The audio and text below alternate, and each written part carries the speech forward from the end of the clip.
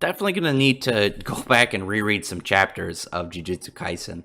I think the chapter itself started out pretty comfortable, and pretty easy and understandable, but they had some stuff at the end that I'm a little bit shaky on. I'm definitely gonna have to go back and look at. But we start out with the battle between the pretty spooky looking cursed spirit that Yuji is fighting, and everyone seems to start splitting up. And the dude like bloats up, and what I assumed was going to be some energy attack or a poison spray is just like a blood like stream, which pretty gross. But I'm wondering if it would be like pressurized and maybe cut him, or if he's gonna get him sick. Like, is he gonna get AIDS?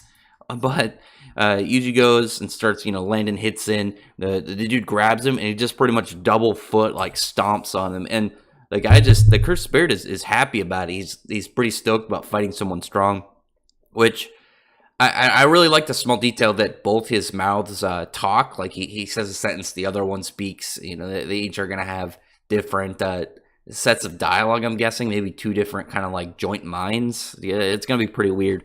Meanwhile, Kugisaki and Megumi are going after the weird barnacle-looking creature, and it's just like going from spot to spot, and they're pretty much playing whack-a-mole, and just trying to reduce it down before the sudden grab on Kugisaki, and she gets dragged into a different spot, and we end up getting more of a like classical shonen style setup. Separate all the characters, each of them get a 1v1, they're all gonna fight somebody.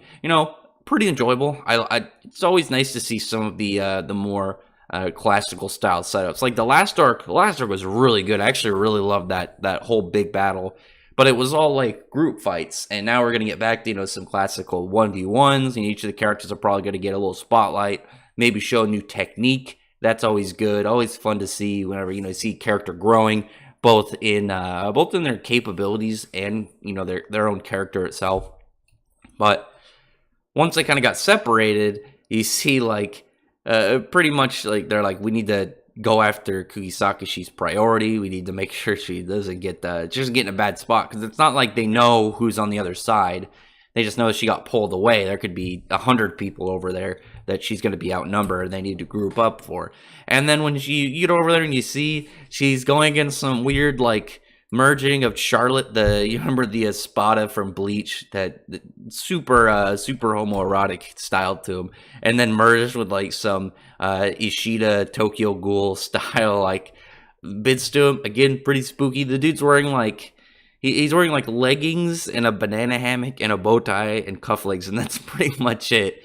And he's just like talking about how the errand they put him on, and how he's ready to get the job done. And it actually got, again, really interesting near the end, because when Megumi's going around, smacking up all the different versions of, well, not the different versions, different locations of that weird barnacle cursed spirit, he ends up having his like wolf summons go up behind him and pretty much attack it. But when that happens, weirdly enough, there's like a shaking of the ground, and all the different like weird corally bits start to kind of, they look like they're shaking and just gleaming with energy. And that's when Megumi kind of remembers back, and he talks about how the killings of them started in June, and then one of each month of that cursed spirit, the one that's been calling people and then messing with their doors, and then them getting stabbed to death shortly after, and somehow nobody really seems to notice. And that's when he remembers back in June is like when the series pretty much started, and when Yuji ate one of Sukuna's fingers.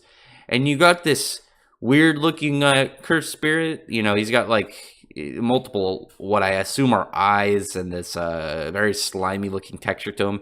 And I remember that it's he looks like the one back in, it was like chapter 7 or 8, the one that Yuji fought, and then Sukuna kind of took over and just thrashed him. And I'm wondering if it's the same one that somehow survived, or they're related. Again, I'm going to have to go back and reread some of the chapters before the next chapter, and then probably reread this one, in fact, just to kind of see what it is that I'm missing here. Because I don't know if it's the same one that somehow lived, or if it's another one that looks similar, and maybe there's some significance to the fact that they have the same appearance. But obviously it's revealed then that their true objective is to retrieve Sukuna's fingers. So obviously the big idea that they're doing, it wasn't just some cursed spirits up to their own game doing some pretty much bad stuff, luring out, killing people, doing it as cursed spirits do. This was much more of planned. They clearly lured everyone over and to try and retrieve some of more of Sukuna's fingers for his revival. So again, pretty interesting stuff. Actually, like the chapter itself was pretty like normal action. You had some nice setup. You could see some pretty cool aspects of these new characters, but then a nice reveal at the end that's going to be probably pretty interesting to see going into in the next chapter. Sadly, next week there isn't any chapters. We got a Golden Week, I believe, so there's going to be a week break. But looks like a lot of the chapters, I don't think any of them really had any bad chapters this week. They all had some pretty nice setups, so that you're more excited about that week break. So that when you come back, it's not only going to be like, sweet, a chapter again, you're going to be anticipating what it is that is in the chapter based off a big cliffhanger from the last one. So I'm going to have a lot of fun here. There's going to be a lot of good action going forward. I think out of their powers, I really want to see Megumi's a lot, because we know now that when his spirits kind of like dwindle down, the power is put into the remaining ones, so you'll get like a super buff version. I want to see a super buff version of his frogs or something. But other than that, drop a comment below on what you thought about this chapter. I thought it was pretty fun. I like the cliffhanger, like I said. I'm gonna have to go back and look at some chapters. But other than that, I really appreciate it again if you drop a comment below, or at least thumbs up the video from the like button and the subscribe button, and check out my other videos. But then I appreciate everyone who's already subscribed, and I thank you all for listening. Bye.